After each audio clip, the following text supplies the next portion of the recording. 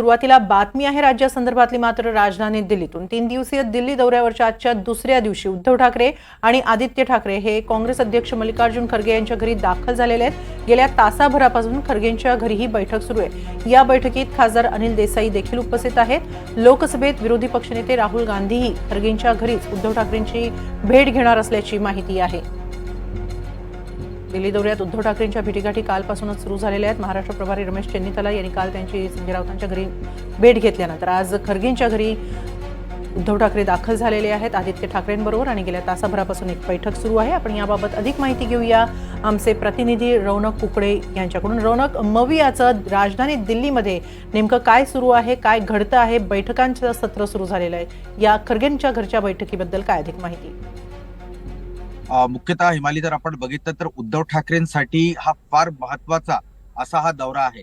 आपल्याला माहिती आहे की महाराष्ट्रात जर भाजप सोबत म्हणजे भाजपच्या विरोधात जर शिवसेनेला पुढच्या काळात इथे लढायचं असेल तर उद्धव ठाकरेंना माहिती आहे की काँग्रेसचा साथ त्यांच्यासाठी फार आवश्यक असणार आहे।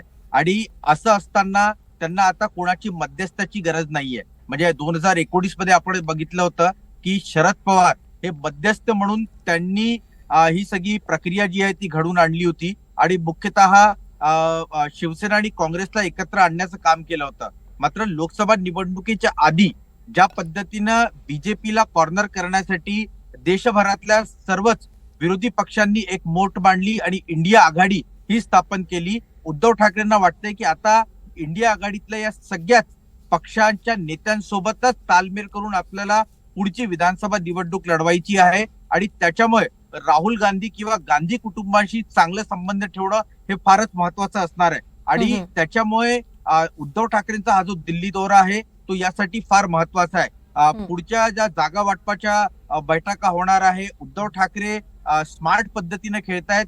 ते जर गांधी कुटुंबांशी त्यांचे चांगले संबंध असले तर पुढच्या काळात जागा वाटपामध्ये जर महाराष्ट्र काँग्रेसच्या नेत्यांनी काही वेगळ्या आणि आग्रही स्वरूपाची भूमिका घेतली तर ते राहुल गांधींचे चांगले संबंध वापरून जागा वाटप संदर्भातला जो तिढा आहे तो कुठे ना कुठेतरी सोडवू शकतात। त्याच्यामुळे पुढचं राजकारण लक्षात घेत उद्धव ठाकरेंनी हा दौरा आखलेला आहे आणि त्याच्यामुळे जे महाराष्ट्राच्या राजकारणाला जवळून त्याचं अनालिसिस करत असतात ते या बैठकीकडे किंवा या दौऱ्याकडे अशा स्वरूपात पाहताना पाहायला मिळत आहेत। नक्कीच उद्धव ठाकरेंचा प्रयत्न आहे की गांधी घराण्याशी, गांधी कुटुंबांशी थेट संबंध प्रस्थापित करण्याचा आणि त्यामुळे जागा वाटपामध्ये पुढे राज्यस्तरावर कोणतीही अडचण येऊ नये। मात्र इथे राहुल गांधी सुद्धा या खरगेंच्या घरी दाखल झालेले आहेत, त्यांची सुद्धा भेट या बैठकीमध्ये त्यांचा सहभाग दिसतोय आणि त्याचबरोबर शरद पवारांना सुद्धा उद्धव ठाकरे दिल्लीतच भेटणार आहेत असंही कळतंय। काय त्याबद्दल अधिक माहिती?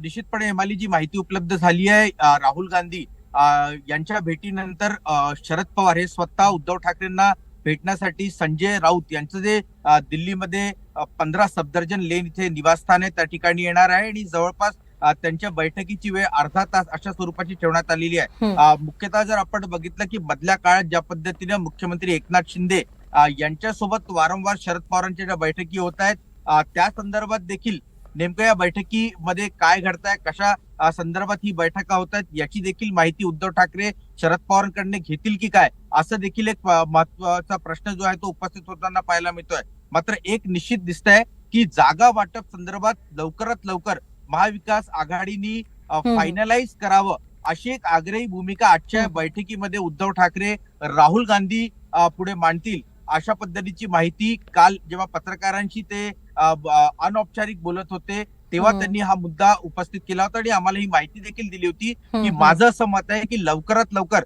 जर विधानसभा निवडणुकीच्या जागा वाटपाच्या संदर्भात निर्णय महाविकास आघाडीमध्ये झाला तर याचा फायदा जसा आम्हाला लोकसभेमध्ये झाला होता तसा आम्हाला विधानसभेत देखील होईल अशा पद्धतीची भूमिका उद्धव ठाकरेंची आहे। नक्की दिल्लीतल्या घडामोडींकडे आमचं वेळोवेळी लक्ष असणारच आहे। तुर्तास रौनक, धन्यवाद या सगळ्या माहितीबद्दल।